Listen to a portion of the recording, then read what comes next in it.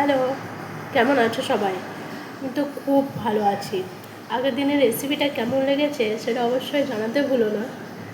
তো আজকে হচ্ছে বড়বার, আর সাধারণত নিরামিষ হয়। তো চলো আজকে আমরা বানাই খিচুড়ি, একদম ঘরোয়া পদ্ধতিতে। চলো লেটস স্টার্ট। তো এখানে যা যা লাগবে সমস্ত উপকরণগুলো আমার নেওয়া হয়ে গেছে। এখানে 3টে আলু, আলু যতটা আপনি খাবেন ততটাই দিতে পারেন। এখানে এটা অপশনাল, আমি যেহেতু আলু বেশি খাই সেই জন্য আমার এখানে 3টে আলু লাগবে, 2টো টমেটোর, কাঁচা কাঁচা লঙ্কা, আদা, শুকনো লঙ্কা, তেজপাতা, মুগ ডাল এবং চাল। চাল এবং মুগ ডালের কোয়ান্টিটিটা সমান সমান করা দরকার, যেহেতু আমি একাই খাবো সেই জন্য এটা আমি আমার মতন করে উপকরণটা নিয়েছি। এবার এগুলো সব কেটে নেওয়া যাক। মিক্সিতে আমি একে একে টমেটো, লঙ্কা, এটা অপশনাল, আপনারা যতটা ঝাল খাবেন ততটাই দেবেন, আদা দিয়ে পেস্ট করে নেব। হয়ে গেছে। এবার আমি মুগ ডালটা ভেজে নেব।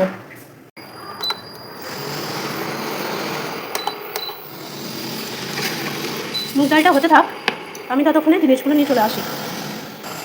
মুগ ডালটা হালকা গন্ধ যখন ছাড়বে, এই যে হালকা হালকা রং ধরতে শুরু করেছে, তখন নামিয়ে নেব। আর একটু ভেজে নামিয়ে মুগ ডাল আর চালটা একসাথে ধুয়ে নেব। আমি কড়াইয়ে পরিমাণ মতো জল দিয়ে ওর ভেতরে সামান্য হলুদ দিয়ে ফোটাতে থাকবো, তারপরে চাল আর ডাল দেব।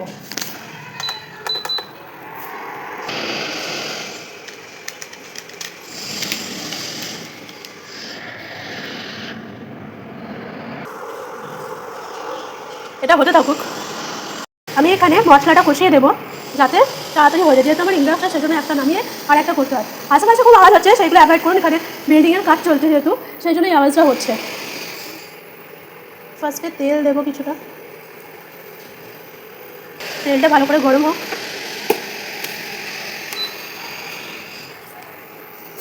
দেখুন একটা পাল্লা, ও এর নিচেটাতেই থাকে, এই যে জানলার ওই যে নিচটাই থাকে না, এইখানটাতে ওদের বাসা রয়েছে। তেলটা গরম হয়ে গেছে, এবার আমি দেবো তেজপাতা, শুকনো লঙ্কা, যে টমেটো পিউরিটা হয়েছে মশলাটা আমি দিয়ে দেবো। এটাকে কিছুক্ষণ ফুটাতে থাকবো যাতে এর কাঁচা গন্ধটা সেটা চলে যায়। এটা হালকা ফুটতে শুরু করেছে, এর ভেতরে আমি তাকে একটা মশলাগুলো দিয়ে দেবো। কাশ্মীরি লঙ্কার গুঁড়ো, ধনে গুঁড়ো,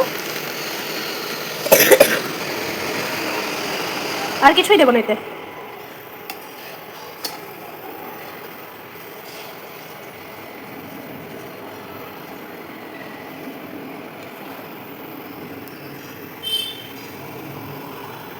এর মধ্যে থেকে যতক্ষণ কাঁচা গন্ধটা চলে যাচ্ছে ততক্ষণ এটা ফোটাতে হবে।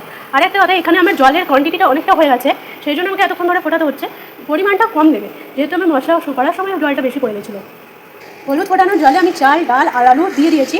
এবার এই মশলাটা এতে দিয়ে দেবো একটুখানি, যখন ফুটবে শুরু করবে তারপর আমি এই মশলার যে গ্রেভিটা বানিয়েছি ওটা আমি দিয়ে দেবো। এখানে দেখুন জলের কোয়ান্টিটিটা কম হতে শুরু করেছে। এবার আমি যে মশলাটা তৈরি করেছিলাম সেই গ্রেভিটা আমি দিয়ে দেবো।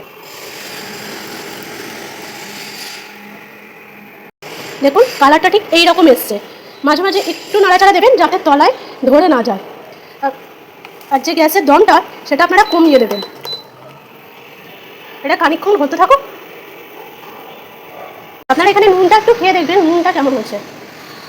নুন অ্যাড করে দিলাম। এখানে আমি কিছু ধনেপাতা আমার কাছে ছিল, আমি অ্যাড করেছি। আপনারা চাইলে ফ্লেভারের জন্য বা সুগন্ধের জন্য আপনারা দিতেও পারেন, নাও দিতে পারেন, এটা অপশনাল।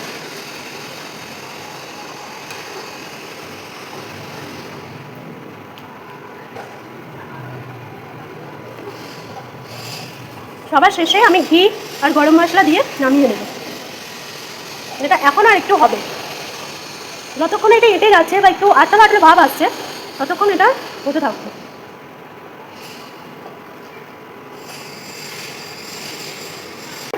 প্রায় অনেকটাই গাঢ় হয়ে এসেছে। এবার আমি নামানোর জন্য ঘি আর গরম মশলা দিয়ে নামিয়ে দেবো।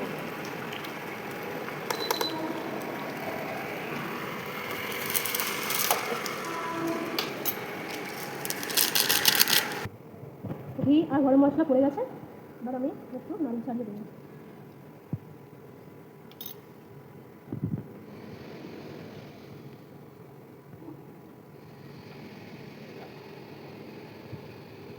এটা একটুখানি চাপা দিয়ে রেখে দিই, যেহেতু ঘি আর গরম মশলা পড়েছে সেই জন্য একটুখানি ভাতে হোক, যাতে সুগন্ধটা আরও ছড়ায়। চলো দেখা হচ্ছে পরের ভিডিওতে। টাটা।